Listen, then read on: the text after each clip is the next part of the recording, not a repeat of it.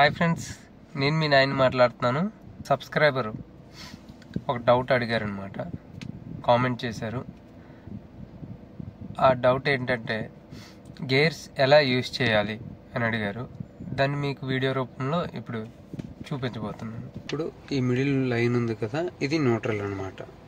Okay, ఈ neutral నుంచి చూడండి, లెఫ్ట్ కని ముందు కంటే ఫస్ట్ గేర్ స్పీడ్ వచ్చి 0 to 10 అనమాట.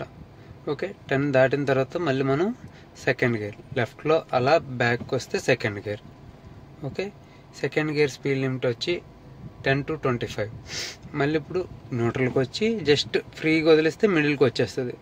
మిడిల్కి వచ్చి ముందు కంటే థర్డ్ గేర్ స్పీడ్ వచ్చి 25 to 40. మళ్ళీ అలా సేమ్ అలాగా థర్డ్ నుంచి అలా బ్యాక్ వస్తే మిడిల్ అలా బ్యాక్ వస్తే ఫోర్త్ గేర్ స్పీడ్ లిమిట్ వచ్చి 40 to 60. ఓకే, మళ్ళీ ఇప్పుడు న్యూట్రల్కి వచ్చి రైట్ కని ముందు కంటే ఫిఫ్త్ గేర్, ఈ స్పీడ్ లిమిట్ వచ్చి 60 to 80, ఎంత స్పీడ్ అయినా ఇంకా. ఇది ఫైనల్.